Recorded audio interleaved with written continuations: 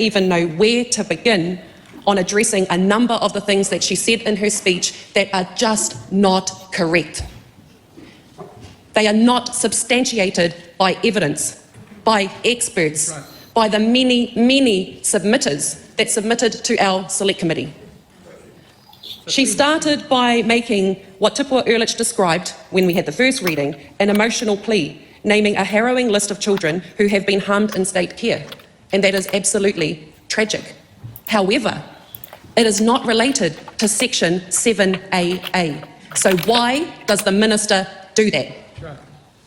It is disgusting to make connections between those who have been harmed and died in state care before Section 7AA even came into force, when we are discussing and debating the removal of Section 7AA.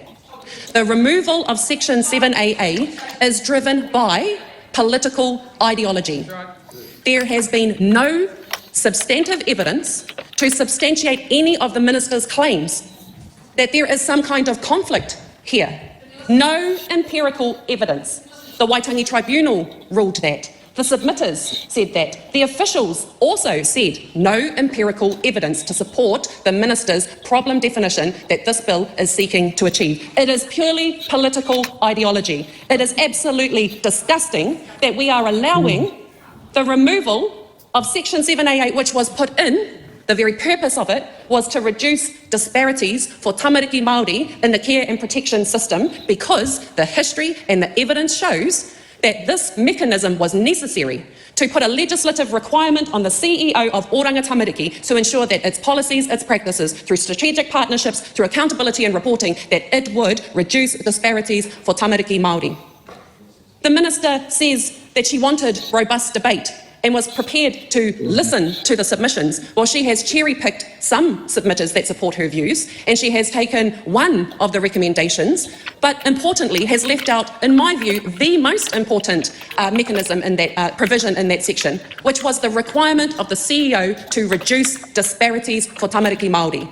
So on the one hand, to keep strategic partnerships but not remain committed to that very outcome, what is the point? And then further to that, we had robust debate at the Select Committee about the accountability provisions, and the majority, as in the government side, voted to remove the legislative accountability requirements of Oranga Tamariki, of the Chief Executive. The member heckling knows, because the official said what is there is not like for like. It is not a replacement. They are not the same thing. Madam Speaker, let me be absolutely clear. What is there now is not what was there before. And so we have taken away the requirement of the CEO to reduce disparities and the accountability, legislative accountability of the CEO to that. Tipua Ehrlich, a survivor of abuse in state care and an advocate for those in state care in Rangatahi, said, if Section 7AA is repealed, it's a green light for this government to continue to sever our ties to whakapapa and culture, the most important connections to have throughout life. We are going to see more isolated, disconnected young people emerge from the care system, struggling to move forward. Madam Speaker, there were many, many submitters, and I want to acknowledge the submitters. It was very emotional to listen to those thoughtful submissions that were being made from a wide range of submitters, a wide range of sectors and organisations, from survivors of abuse in state care to iwi organisations and Māori organisations to paediatricians, health experts, Hauora Māori providers, Māori Women's Welfare League, even on social investment. There was a wide range of submitters, and the majority of them in oral submissions were against what is proposed in this bill, and they gave so much good evidence to support their positions. Madam Speaker, there were a number of men who cried, making their submissions about the removal of Section 7AA and the harm, the actual harm that this will do to tamariki Māori. To see grown men presenting to a select committee in tears about what is being proposed is not something I have seen in my almost 8 years here in Parliament. It was absolutely emotional, because this law change is going to have a devastating effect. The Waitangi Tribunal warns that the removal of Section 7AA will cause actual harm to tamariki Māori. And so to hear the Minister gaslight us this evening, when we sat there and we heard the submissions and we saw the evidence, I'm so angry. I'm so sad. Madam Speaker,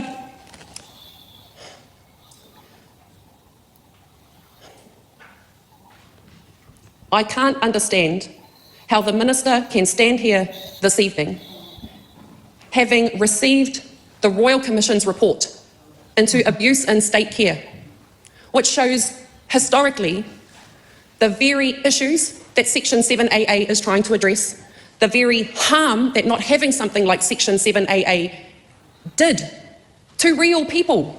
Chapters of evidence, many survivors who presented to the Royal Commission talking about their disconnection from their whānau, their hapu, their iwi, their reo, their culture, and the real impact and harm that that did to them. The Minister was here for the tabling of that report. She was here for the apology, and yet that all meant nothing, because days after the tabling, here we are hearing submissions on the repeal of Section 7AA. The Minister, the government did not even stop for a minute and consider the Waitangi Tribunal's report, which says it's a breach of te tiriti and it will cause harm, or the Royal Commission's report, which gives ample evidence that this type of action by the government and inaction to do deliberate things to counter that is going to cause harm. And the Minister stands up here tonight and says she's so proud. Well, I don't think she should be proud. This government is letting political ideology be put ahead of the safety of our tamariki and mokopuna, and don't believe a word that the Minister said because she doesn't have the evidence to tautoko it. I do not commend this bill to the House. Well, she put it a lot more elegantly than I did. Hi, Mum. I know you're watching. Sorry about my language. Well, at least she also probably got no problem making comments. I don't think mine would actually make comments. If they keep staying incognito. My mum's very passionate about this stuff as well. We often debate back and forth for fun. But yes, I'm glad that those comments were made. So again, going back to the impact statement, evaluation has showed that when processes were led by Māori, whānau had improved experiences, showing greater participation, and were empowered to change through early interventions and support. These changes have been associated with a reduction in the number of tamariki and rangatahi Māori that have entered interstate care. So the fact that she wants to undo this, why? She doesn't care about kids going to state care. She doesn't. Because it's easy. It just sounds great. It's just another attempt to undermine the Treaty of Waitangi. Yeah, and I feel that she is just basically grandstanding her own experience of what happened with the child, youth and family system, and she's just basically whitewashing the whole thing. It's really sad that there's a very big disconnect between the two, and I don't, it's like,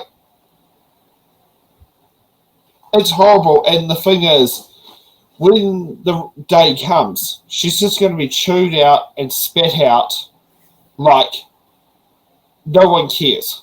It's just pathetic. Like, it will dump her as soon as she's no longer useful.